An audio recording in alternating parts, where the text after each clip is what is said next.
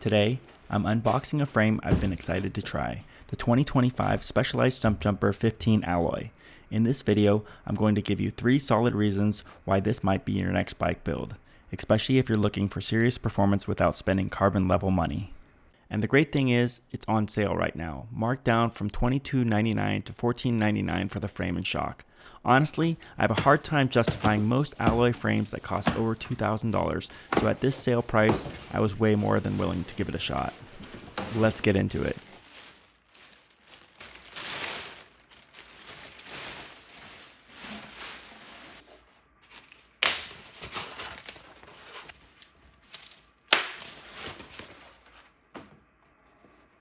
While the frame keeps the familiar Stumpjumper geometry, the visual layout has been completely reworked with the removal of the single sidearm design seen on the previous 2 generations of Stumpjumpers and Stumpjumper Evos. Personally, I think it really cleans up the look and the matte black finish looks great in person. Here's what you get in the box. You get the manual, which honestly, I don't know why they haven't gone paperless yet. Everything's online now. Then you have the headset, a right-handed water bottle cage, volume spacers for the GENIE shock, an extra skid plate, a swap bag, seat clamp, headset cups, both for 0 degree and plus or minus 1 degree adjustments, headset spacers, a top cap, and the SWAT tool, which I really do like because it includes everything you actually need while staying really compact.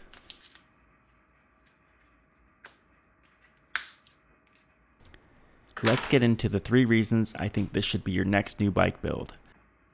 Reason number 1, price. At $14.99, you're getting nearly all the same features found on the $3,500 S-Works carbon version. Just like the top tier frame, the alloy version includes the integrated swap box and the down tube for convenient on-bike storage. It also features an adjustable bottom bracket height which lets you fine-tune the ride depending on your terrain. You get an adjustable head tube angle as well, so you could run it slacker or steeper based on your riding style or fork setup. And of course, it comes equipped with a Fox float shock tuned with specialized GENIE technology designed to complement the new suspension layout. Now yes, the S-Works carbon version does come with a Kashima coated shock and a 3-position compression dampening knob, offering a bit more tuning capability. But unless you're the kind of rider who's constantly tweaking your setup for every trail, you probably won't miss it that much.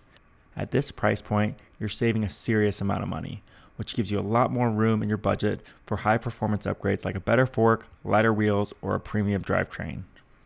Reason number 2, drivetrain flexibility. Here's something a lot of riders will appreciate.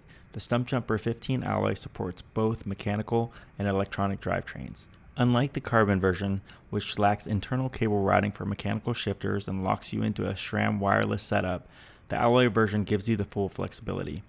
With complete internal cable routing, you could run Shimano mechanical, my personal favorite for value and performance, or SRAM mechanical, including the latest Eagle 90 or 70 mechanical transmissions.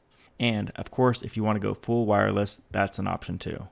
You're not locked into any one drivetrain system, and that's a big deal, especially if you're building on a budget or want the option to upgrade over time without replacing your frame. Whether you're repurposing existing parts, mixing drivetrain tiers, or planning a high-end wireless setup later, the alloy version gives you true freedom of choice. Reason number 3, durability. If you ride hard or tend to push your bike in rough terrain, durability matters, and that's where the Stumpjumper 15 alloy really shines. Compared to carbon, alloy frames are generally more impact resistant and much less stressful to live with. You don't have to tiptoe around every rock or worry about hairline cracks from a minor spill. I'll be honest, before breaking a carbon frame last year, I used to believe carbon was tough enough for anything, but that experience changed my perspective. While carbon has its place in high-end performance builds, replacing a $3,500 frame is no joke. The alloy Stumpjumper gives you peace of mind. It's tough, and if something ever does go wrong, it's cheaper and easier to repair or replace than carbon. For anyone who rides aggressively, hits the bike park, or just wants to enjoy their trail bike without being overly cautious, alloy is the smarter choice. With those 3 reasons to go for the Stumpjumper 15 alloy, I'll add that I'm still on the fence about whether the GENIE shock tech truly outperforms the traditional setup.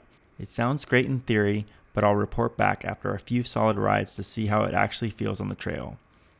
The good news is it uses the same shock size as the Evo frame, which means you have plenty of flexibility if the GENIE tech doesn't quite match your riding style. You could easily swap a coil, a Fox Float X, or any other shock that suits your setup preferences. To sum it up, between the price, drivetrain flexibility, and proven durability, the Stumpjumper 15 alloy offers a ton of value. You're getting the same geometry, adjustability, and core features of the carbon model, but without the steep price tag or limitations on drivetrain choice. The GENIE shock still needs some ride time to fully evaluate, but the good news is you've got options if it's not quite your style. If you're building up a trail bike and want performance without overspending, the Stumpjumper 15 alloy is absolutely worth considering. And stay tuned, I'll be posting the full build and first ride impressions soon.